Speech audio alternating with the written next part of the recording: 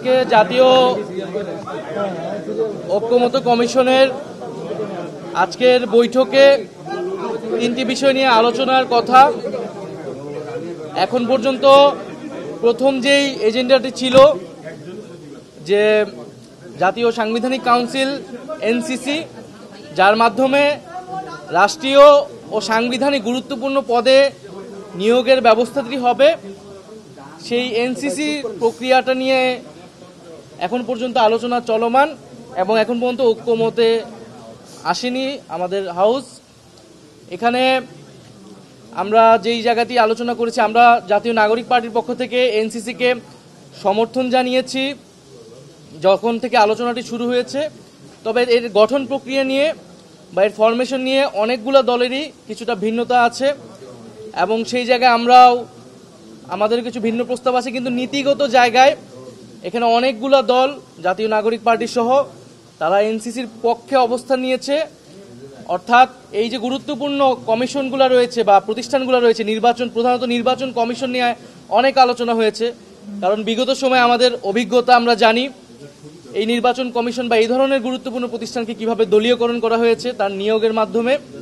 ফলে নির্বাচন কমিশন, দুদক, পিএসসি অথবা মানবাধিকার কমিশন, এই কমিশনগুলোতে কোনোভাবেই আগের যে আইন, আগের যে সিস্টেম, সেই সিস্টেমে নিয়োগ আমরা সমর্থন করি না।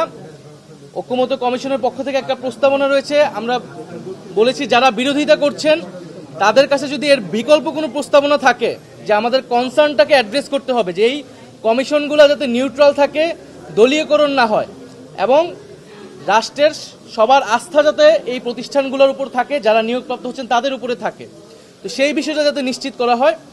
তো সেই আলোচনাটা এখনও চলমান এবং আমরা আশা করি যে সবাই আমাদের যে জুলাই গণ অভ্যুত্থান, যে রাষ্ট্রের আকাঙ্ক্ষা, সেই আকাঙ্ক্ষার প্রতি শ্রদ্ধাশীল থেকে আমাদের ভবিষ্যৎ বাংলাদেশ নতুন প্রজন্মের প্রতি সবাই চিন্তা করে আমরা যার যার দলীয় অবস্থানের বাইরে এসেও আমরা জাতির সাথে একটা ঐক্যমত অবস্থায় পৌঁছাবো। বিশ্বমানের থার্মিক্স রড, সালাম স্টিল থার্মিক্স, দেশের একমাত্র থার্মিক্স রড। আমরা বলবো 2014 সালের যে তামাশাপূর্ণ নির্বাচন হয়েছিল, নির্বাচনের আগেই যেখানে 153 জনকে নির্বাচিত ঘোষণা করে তারা সরকার গঠনের সংখ্যাগরিষ্ঠতা নিয়ে নিয়েছিল, এইরকম তামাশা পৃথিবীর ইতিহাসে দেখা যায়নি। তারপর থেকে আমরা এই প্রশ্ন নিয়ে আলোচনা করেছি যে সাংবিধানিক পদগুলোতে নিয়োগের যে কর্তৃপক্ষ, সেটা যদি সরকারের হাতেই একচ্ছত্রভাবে থাকে তাহলে ওই ধরনের কমিশন তৈরি হয় যারা একটা পুরোপুরি তামাশা, ভুয়া, জালিয়াতির নির্বাচনকে সুষ্ঠু নির্বাচন বলে চালিয়ে দেয়। যেখানে কোনো ন্যূনতম ভোট পড়ে না সেখানেও তারা বলে এত % ভোট পড়েছে ইত্যাদি ইত্যাদি।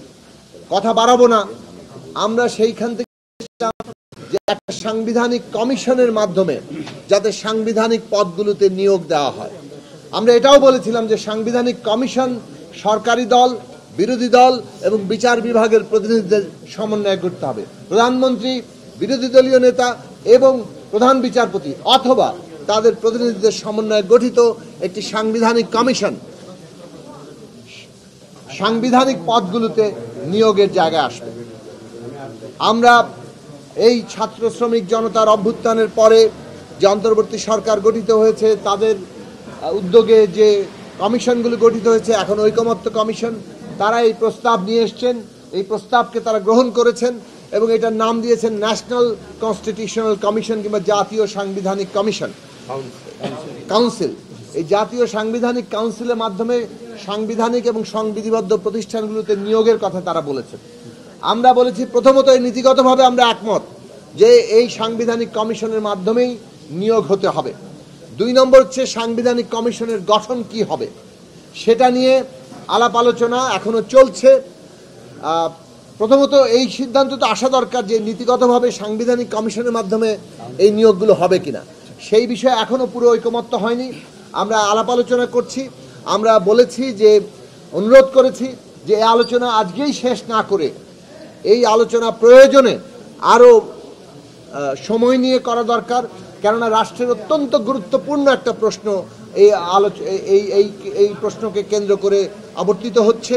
কাজেই এই বিষয়ে সাংবিধানিক কমিশনের মাধ্যমে নিয়োগের ক্ষেত্রে আমাদের ঐকমত্যে আসা দরকার। 2 হচ্ছে এর গঠন কি হবে সেটা নিয়ে তাদের যে প্রস্তাব সে নিয়ে বিভিন্ন মত আছে, সেটা নিয়ে আমরা পরবর্তীতে আলোচনা করব। অনেকেই বলেছেন রাষ্ট্রপতি এবং প্রধান বিচারপতিকে এর বাইরে রাখার, সেই বিষয়গুলো আলোচনার মধ্যে আছে। 3য় বিষয় হচ্ছে কোন কোন প্রতিষ্ঠান এর আওতাভুক্ত হবে। সেক্ষেত্রে নির্বাচন কমিশন, দুর্নীতি দমন কমিশন, পাবলিক সার্ভিস কমিশন, যেখানে আমাদের রাষ্ট্রের কর্মকর্তাদের নিয়োগ হয় সেটাই পুরোপুরি দলীয়কৃত হয়ে পড়ে, মানবাধিকার কমিশন এবং অডিটর জেনারেলের পদ। এই 5টি প্রতিষ্ঠান ন্যূনতম, অন্তত পক্ষে এই 5টি প্রতিষ্ঠানকে এই সাংবিধানিক কমিশনের মাধ্যমে নিয়োগের আওতায় আনা যায় কিনা সেইটা নিয়ে আলাপ আলোচনা আমরা চালিয়ে যাব। এবং এইটা বাংলাদেশের ইতিহাসে আমাদের গণতান্ত্রিক রাষ্ট্র গঠনের ক্ষেত্রে অত্যন্ত জরুরি একটি পদক্ষেপ বলে আমরা মনে করি। একটা ঐতিহাসিক সিদ্ধান্ত হবে যদি আমরা এই কাজ করতে পারি।